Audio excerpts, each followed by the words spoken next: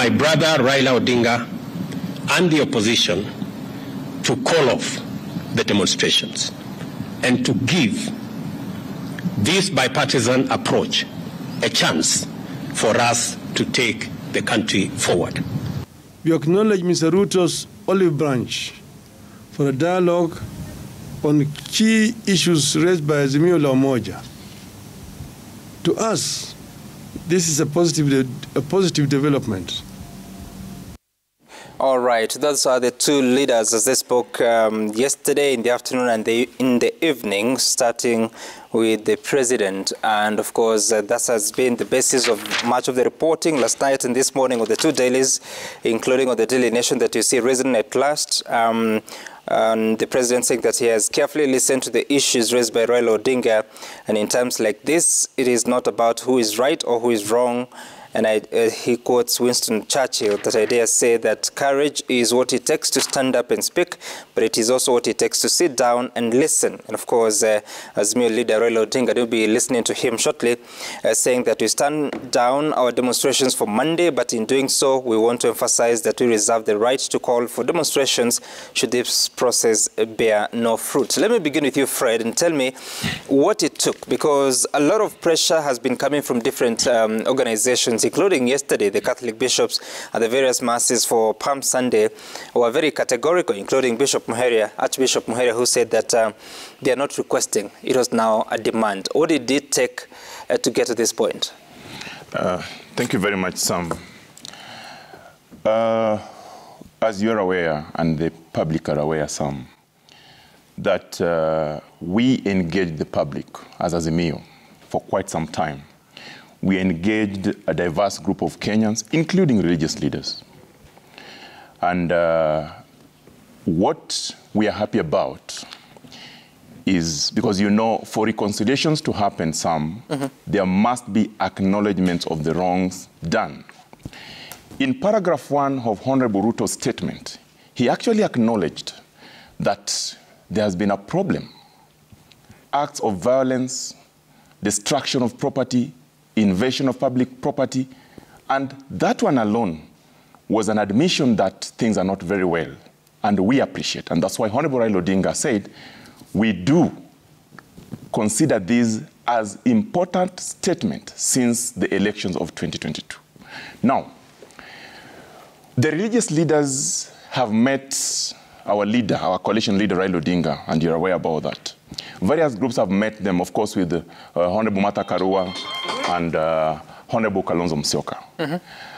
And because we also acknowledge that this country was going a wrong path, we have stated issues that require urgent attention. We have talked about cost of high living. We have talked about electoral processes. We have talked about all these issues. Those issues that we put as demands can only be addressed if we listen to each other.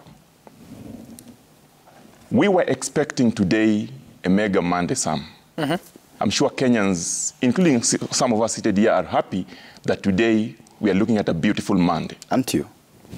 We say this with a lot of respect to the people of Kenya that we engaged. And we do hope that these discussions, what Honorable Ruto is calling bipartisan, will be respected. We do hope... You haven't told me what it took. I'm coming there. We do hope that the bipartisan approach that he has proposed, and together with what we have done as a counter-offer to Honorable Ruto, will take place. And we said yesterday that that should start immediately, even today. Now, it took a lot of discussions, self-discussions, discussion with other people, consultation, that made us do that. And I would want to leave it there because those discussions will be continuing. Was there a meeting between the president and Raila Odinga? I wouldn't say that now. But what we know is that we have stood down our ground on the demonstrations. And Honorable Ruto has reached out. We have listened to him. He has said he prefers a dialogue through a bipartisan approach in Parliament. And we have accepted, of course, a discussion that is co-chaired. That committee, we do hope, is formed as soon as possible, and we progress and grow this country. What you must note, in paragraph 8 of Ruto's Honorable Ruto's statement, he actually said that there comes a time when it does not matter who is right, who is wrong, but it takes courage to stand up and speak, and the same courage to sit down and listen. I think just hold on. You have said that he has reached out, and Raila Odinga's statement said that Mr. Ruto has asked me and Azimio to enter into a constitutional, open-ended and binding dialogue with his government to find a resolution to the issues that we in Azimio have raised about last year's election and key governance and cost of living issues. When I listened to the president's statement, it was not that detailed. That's what I'm asking you. Do you know if there are any talks between the president and Raila Odinga? As I said, Sam, the process has begun. I am not in a very privileged position to disclose that here. Okay. But I'm telling you, from paragraph 1 of Honorable Ruto's statement, if you read it, he acknowledges the challenges. If you go to Honorable Raila Odinga's statement, again, he acknowledges that since election, this is the first this is the statement, this is one of the most important statements that Honorable Ruto has issued. And therefore, also in the spirit of the holy month of Ramadan and Easter, we stood down our demonstrations. Okay, I hear you, Fred. And I had not introduced David Oching, the Member of Parliament from Mugenya constituency, who has joined us. Good morning. Good morning, Sam. And Honorable Farama Ali, what do you make of the truce yesterday? And would you be privy to information of what conversations were happening behind the scenes after that very acrimonious situation on Thursday? I think the biggest game changer here is not the church, not the religious sector, not the political class. The biggest game changer here is the American senator who came, Chris Coons, who went and talked to everybody and told them to stand down. Why do you think so? I think so, yes. This has been, some of us have been around this for the longest. Personally, I could be a skeptic person, but I would want history to bear me out. We had problems in 1992. There was a cooperation between my party and the ruling party at that time.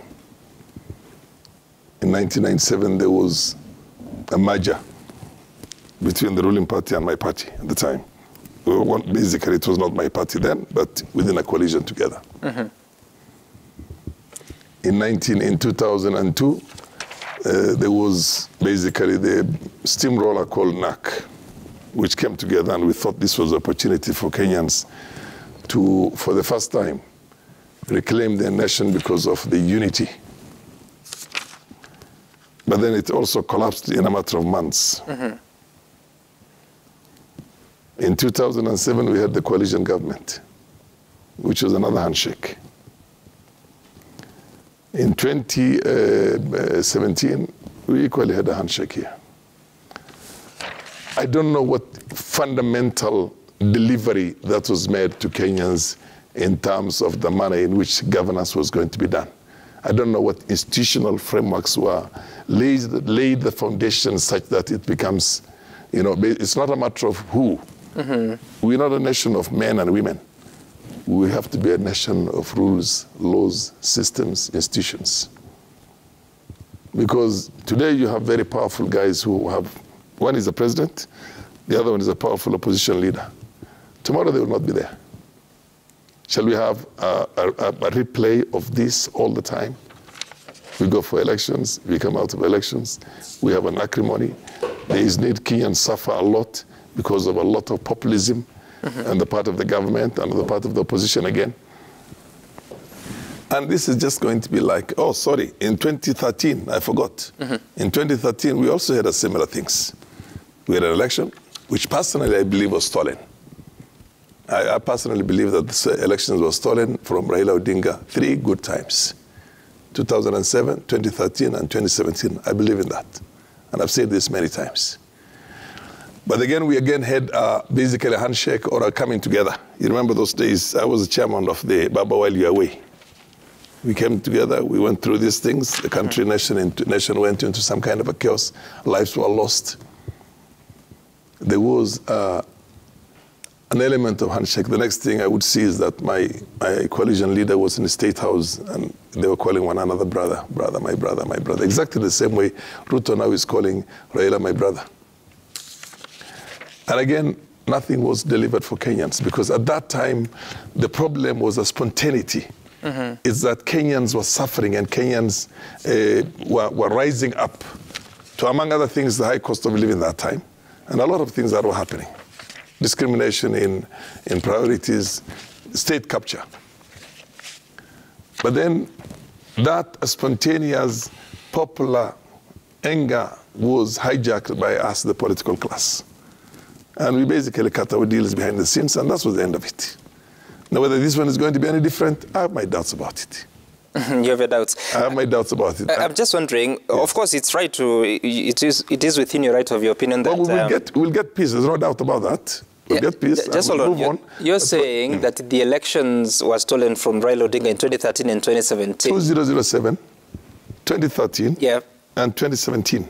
And since... In every case, there was a kind of a movement that arose, but never got to the real issues and created a permanent solution to that. So in 2013... There was an agreement between politicians, basically handshakes and whatever you want to call it, and the institutional, systematic manner in which this was going to be solved for posterity was never tackled. The moment the deal was reached... Why would you have such an opinion at a time that the Supreme Court actually considered these matters, both in 2013 and 17, and even in 17, told that Raila Odinga, you are right, go back to the election? 2017, I told you the elections were stolen in 2017. That's what I'm saying. Why would you still hold the position that 2013 was stolen? Yes. Yet the Supreme Court gave its judgment that the election was free and fair. No, I have my doubts. You basically, look, you could get a judgment. You could have a situation in which an innocent person is taken to the gallows because the courts have sentenced him to death. You know what I mean? I mean, these things happen in law. I mean, he's a lawyer, I'm a lawyer. And either we did our case very poorly, or we did not protect our votes very well. You get my point? Or there was too much hanky-panky business by the Electoral Commission, which I believe was the case in 2013.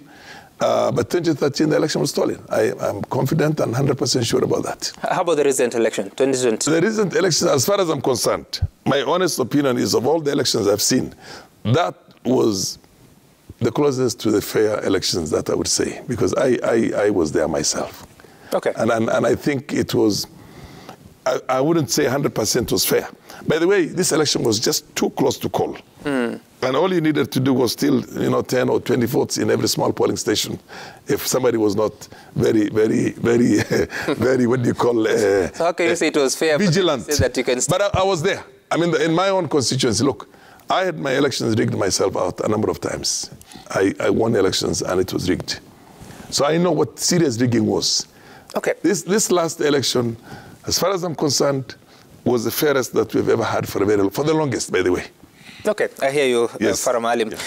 Daktari, talk to me about, because there had been all these anxieties, and what would you say has been the impact of those reaching out to these leaders, knowing that there had actually been a meeting on Wednesday evening between some religious leaders and Raila Odinga, but never really stopped the demos of Thursday?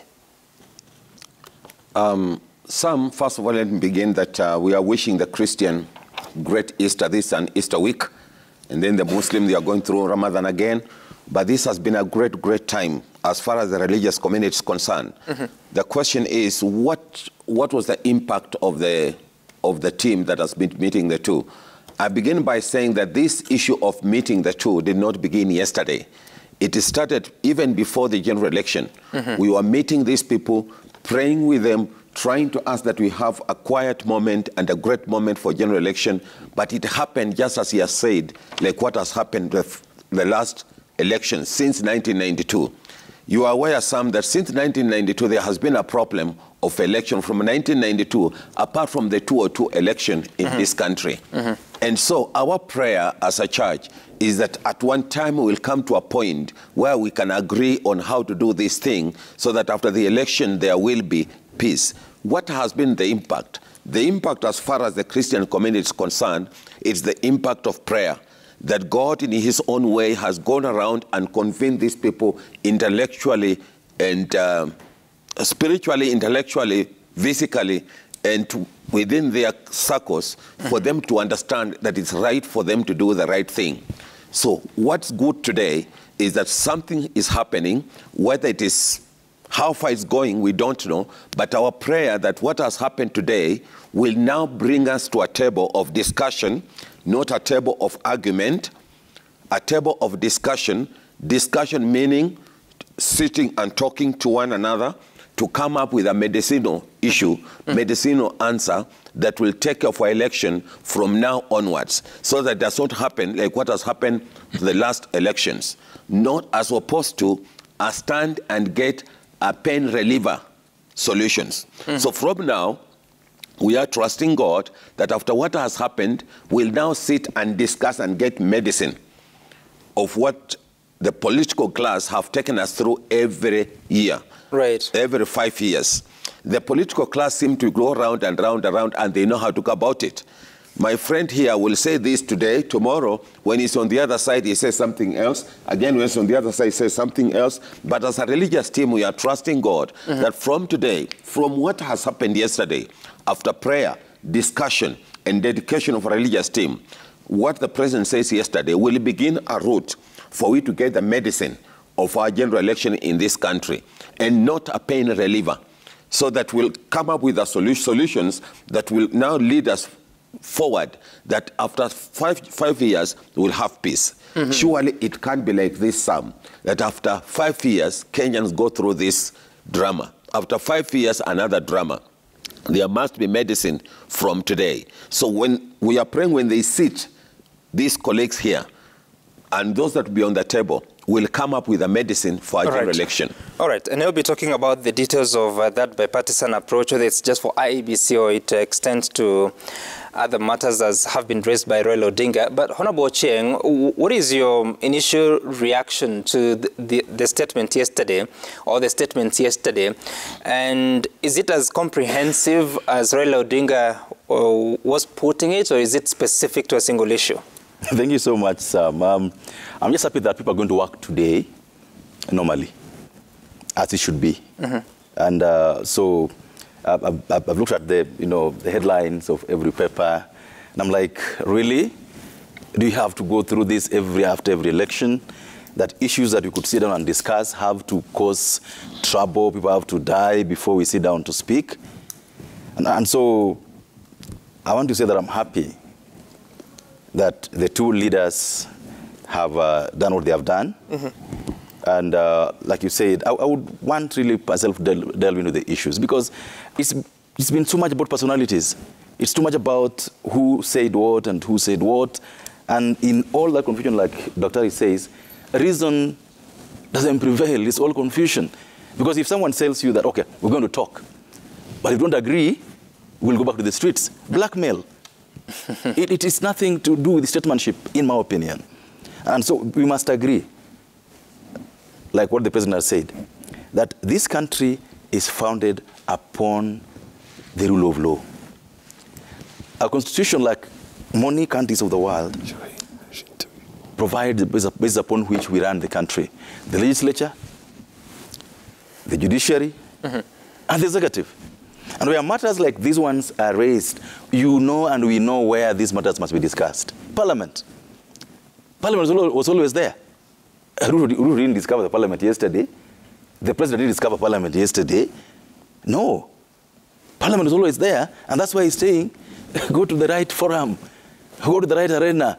You can talk around all this, but you'll end up there. And some, I just want to remind us that we've been here, not in terms of handshakes, but we've been here before. In between 15 and 17, the issue of IBC came up. And we had these Machozi Mondays. I don't know if you remember them. We always call them Machozi Mondays. We went the same route, totally the same script that is now being followed here. People gallivanted, Kabando and I decided, let's do a bipartisan thing. When the leaders saw that there's something happening in Parliament, they all latched onto it. And we had Kiretu Murungi and Orengo committee, something exactly similar to what we are dealing with now. And so, personally, I believe that what Kenya needs now, first of all, is peace and an environment where business can thrive. We can build back the economy from the ravages of COVID, post-election, and generally the global downturn of the economy. If you can do that and do all these are things also together, because they're not, these two things can be done together. Right. We can build the economy, we can talk to each other, even us. You know, we make the changes that, that the other side wants to talk about. But above all, for me, what this process, or what has happened now, brings out, and which is for me most important, that our Constitution is always a living document. It's a document that talks to us every day. It's not a dead document. And so we can always talk about what we want to talk about within the framework of the Constitution without resorting to violence, without resorting to underhand, you know, maneuvers to push your point. And so I just want to ask everyone else going to be involved in this process that country first. We have no country to call country if we ban it. We have no country to talk and discuss about the law if we ban it. So let's not ban it. Let's build it together. Let's talk to each other. Let's not talk at each other. Above all, all of us are Kenyans. It's not about William Ruto and Raila Odinga. And therefore, do you think, because the president was specific on a single issue, yes, that is the solution towards IBC selection panel. Yes. Do you think that's all, or is it as elaborate as Raila Odinga put it? You know, I wouldn't want to make it a light issue, but what the president is saying in so many words, that I can see you from 18. We've been through this path before. I can see you, what you're looking for. It's IBC, take it. That's what he's saying. He says that I've seen you in 07. I saw you in 2013. I saw you in 2017. I know what you want. And by the way, without making the issue light, Sam, this is what Uhuru did to Raila too. Uhuru gave Raila a skunk called handshake, told him, you want a Katiba review? Have Katiba review. So he kept running around with the BBI the whole time as the gentleman was doing his own things. So Ruto also knows that what Raila wants is something, IBC. How many times will you change IBC? So that's what is given to him. But implicit in that statement that I think for me is very important, that we should not lose reason to, is that the president says that even me, I have issues I've raised about law reform. So it isn't your agenda only. That's what the president says. That even me, I've sent a letter to Parliament. I've sent a letter that talks about 1/3 gender rule. I've sent a letter to Parliament that talks about entrenching CDF. I've sent a letter to Parliament that says that I want ministers to answer questions in Parliament. So he says, it's just not you who has issues. Even me on my side, I have issues that I think would be addressed within a larger framework of legal reform, not just your issues only. And I think for me that is extremely important. That is saying, let's discuss. But when I listened to Raila Odinga yesterday night, and let me tell you, I've never seen a confused team like what I saw yesterday night. They didn't have a script, no response. It's like we're caught unawares. I think they thought the president was going to say, we're not going to talk. But from nowhere, you're going to talk. So if you listen to them, you can play that script again. Can you hold it there? All of us watched him. Can you hold it there? We take a short break. When we come back, we'll continue with that. But also reflecting on the other issues that Raila Odinga has been speaking about, there appears to be different approaches to the question of 2022 servers, IBC servers. The president saying that the commission made a decision, the Supreme Court too. But Raila Odinga is still saying there are issues to be looked into right there after the break.